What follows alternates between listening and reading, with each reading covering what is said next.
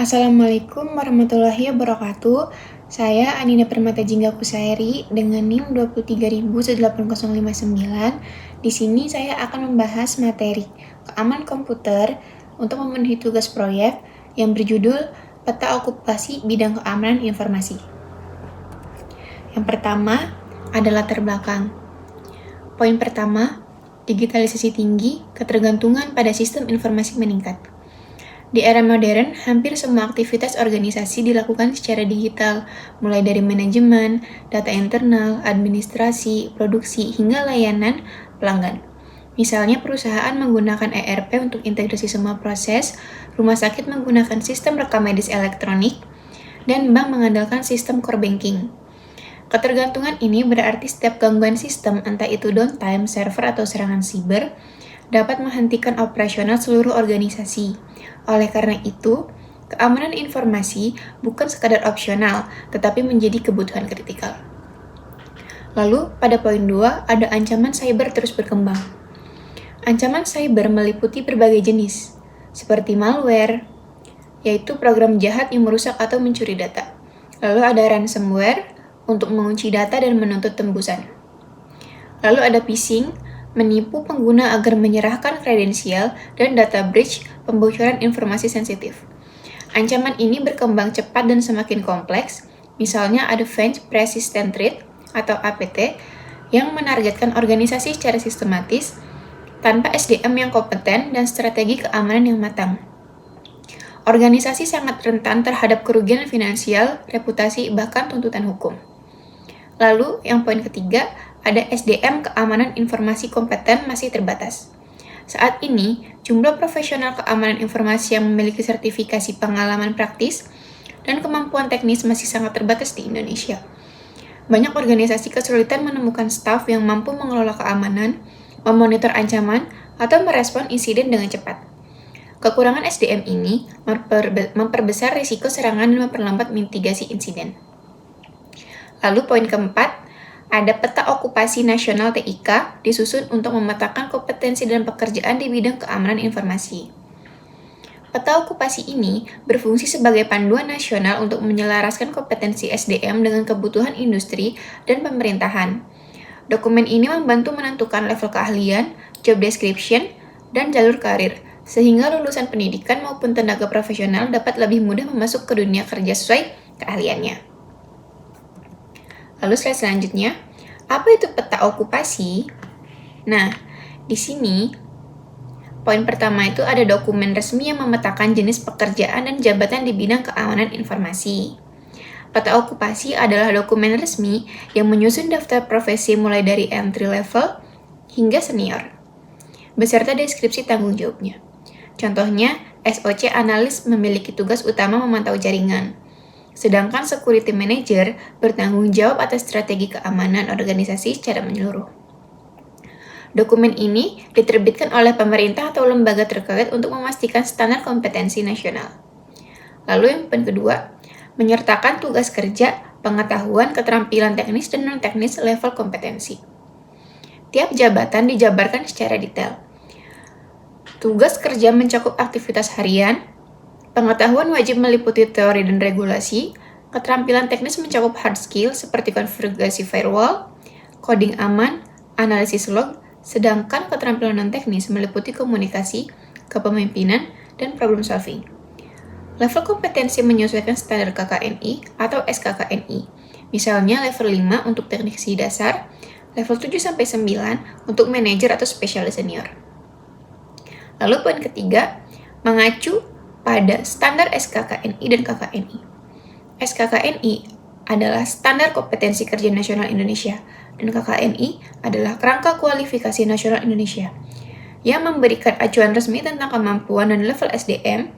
Dengan mengacu pada standar ini, setiap profesi memiliki patokan yang jelas sehingga organisasi bisa menilai dan mengembangkan tenaga kerjanya sesuai standar nasional. Lalu slide selanjutnya, apa tujuan peta okupasi?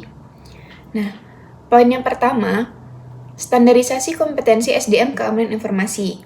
Standarisasi ini memastikan setiap profesional memiliki kemampuan teknis dan non-teknis yang sesuai. Misalnya, SOC analis di perusahaan A memiliki kemampuan analisis log dan monitoring yang setara dengan SOC analis di perusahaan B. Ini membantu memastikan kualitas kerja konsisten di seluruh sektor. Lalu poin kedua, acuan perencanaan SDM di industri dan pemerintahan.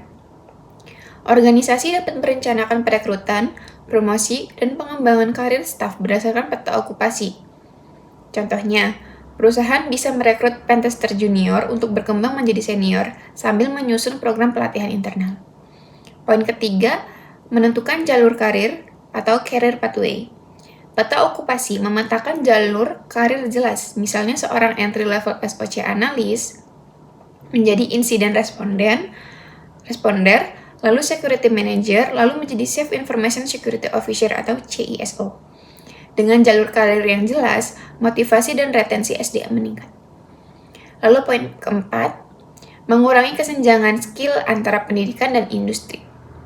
Banyak lulusan cybersecurity belum siap pakai karena kurikulum belum disesuaikan dengan kebutuhan industri. Peta okupasi menjadi dasar bagi perguruan tinggi atau lembaga pelatihan untuk menyesuaikan materi agar lulusan kok langsung kompeten. Lalu, poin kelima, mendukung pengembangan sertifikasi dan pelatihan profesional. Sertifikasi berbasis peta okupasi dapat diakui secara nasional maupun internasional, seperti CEH, CISSP, atau Security Plus.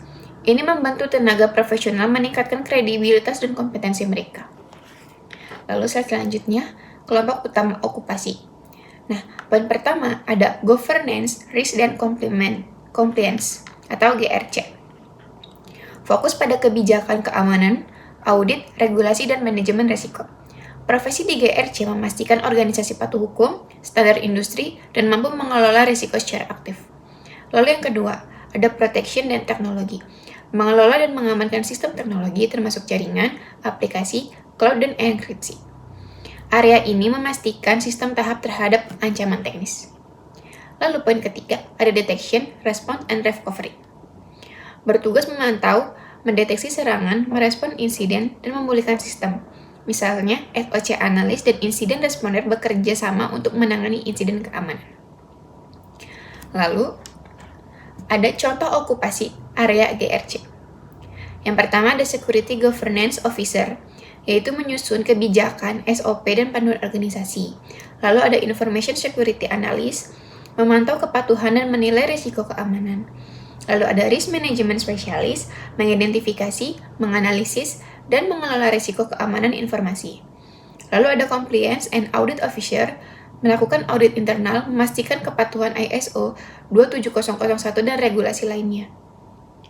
Semua profesi saling terkait, misalnya Risk Management Specialist menemukan risiko tinggi, lalu Compliance Officer melakukan audit untuk memastikan mitigasi dijalankan. Lalu ada contoh okupasi area protection and technology. Yang pertama, ada Network Security Engineer, yaitu mengamankan jaringan dari serangan eksternal atau internal, mengkonfigurasi firewall, VPN, IDS atau IPS. Lalu ada Application Security Engineer, mengamankan aplikasi melalui security coding, code review, dan penetration testing. Lalu ada DevSecOps Engineer, mengintegrasikan keamanan ke pipeline DevOps agar software selalu aman saat deployment. Lalu ada Cloud Security Specialist, mengamankan data dan layanan cloud sesuai standar dan regulasi. Lalu ada Cryptography Specialist, menangani enkripsi data, memanajemen kunci, dan integritas informasi. Lalu slide selanjutnya, ada contoh okupasi area detection and response. Yang pertama ada SOC Analyst, untuk memantau jaringan dan sistem 24/7, lalu ada menganalisis alert, mengidentifikasi potensi serangan juga. Yang kedua ada Incident Responder, merespon insiden keamanan, memulihkan sistem, mengurangi dampak serangan. Lalu selanjutnya ada Digital Forensic Specialist, menginvestigasi insiden, mengumpulkan bukti digital, menganalisis metode serangan. Lalu ada Threat Hunter, proaktif mencari ancaman tersembunyi sebelum menjadi insiden. Lalu yang terakhir ada Malware Analyst, analis malware untuk mitigasi dan pencegahan serangan berikutnya. Selanjutnya ada struktur kompetensi tiap okupasi.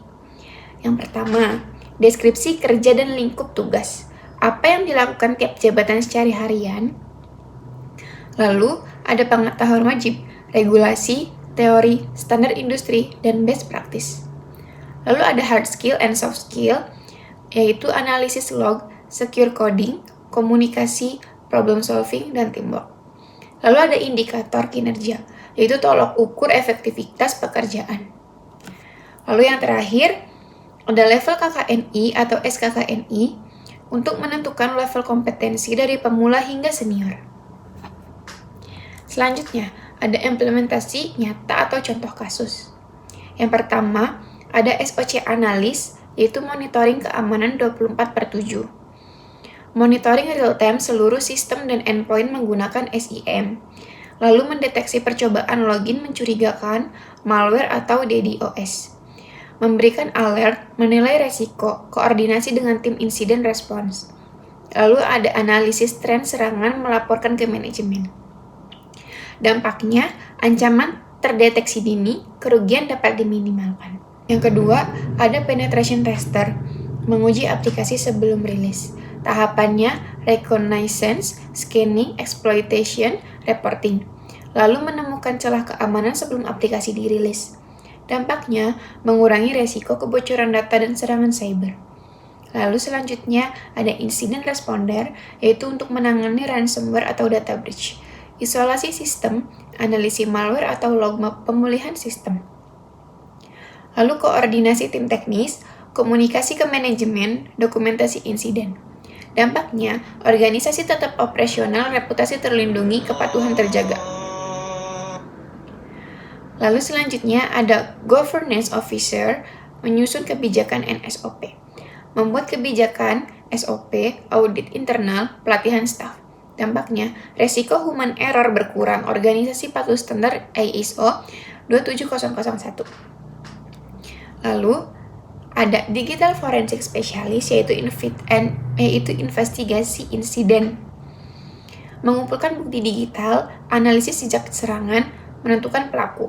Dampaknya, mendukung proses hukum, memperbaiki sistem mencegah serangan berulang. Lalu ada Threat Hunter, yaitu untuk mendeteksi ancaman tersembunyi. Analisis log, threat intelligence, hunting pattern serangan. Dampaknya, ancaman ditemukan sebelum insiden terjadi.